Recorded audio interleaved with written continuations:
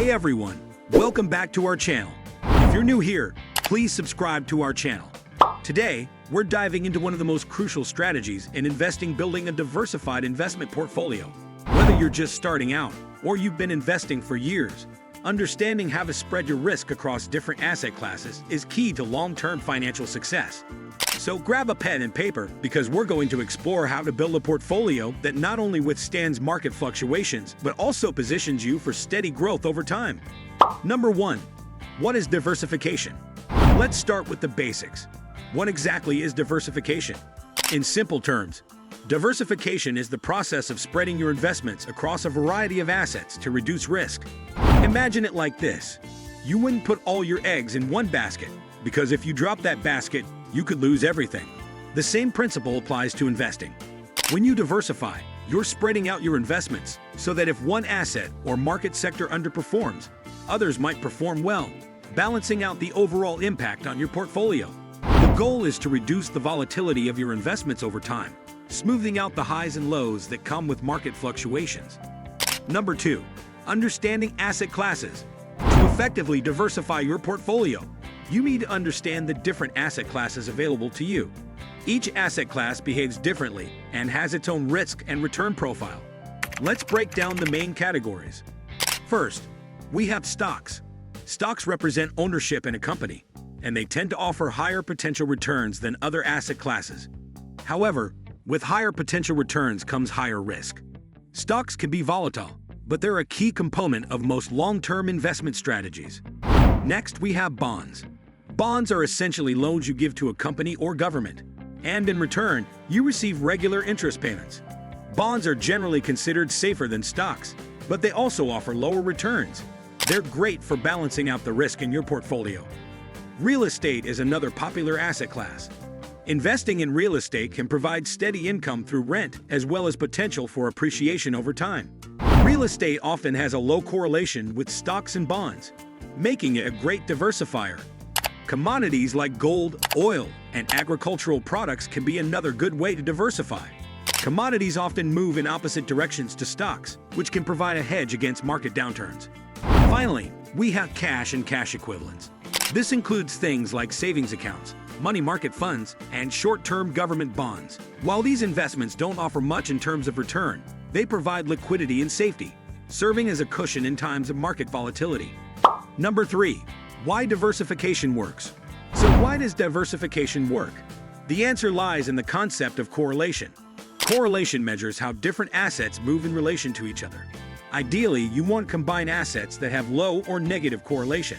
This means that when one asset class is down, another might be up, helping to protect your overall portfolio. For example, during a stock market downturn, bonds might perform well because they are seen as a safer investment. Similarly, real estate might continue to appreciate even when the stock market is struggling. By combining these different assets, you reduce the overall risk of your portfolio because it's less likely that all of your investments will decline at the same time. Number 4. Building a diversified portfolio. Now let's talk about how to actually build a diversified portfolio. The first step is to determine your risk tolerance. This means understanding how much risk you're willing to take on. Younger investors might have a higher risk tolerance because they have more time to recover from potential losses, while older investors might prefer a more conservative approach. Once you know your risk tolerance, you can start allocating your assets. A common rule of thumb is to use your age to determine your allocation to bonds. For example, if you're 30 years old, you might allocate 30% of your portfolio to bonds and the remaining 70% to stocks. However, this is just a guideline, and your personal situation may call for adjustments. In addition to stocks and bonds, consider adding real estate, either through direct property investment or through real estate investment trusts. REITs, commodities, and other alternative investments can also play a role, especially if you're looking to hedge against inflation or market downturns.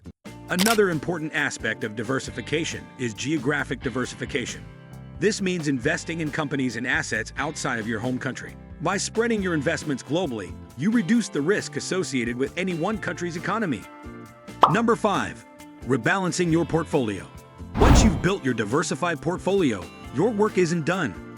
Over time, some investments will perform better than others, which can throw off your original asset allocation. This is where rebalancing comes in.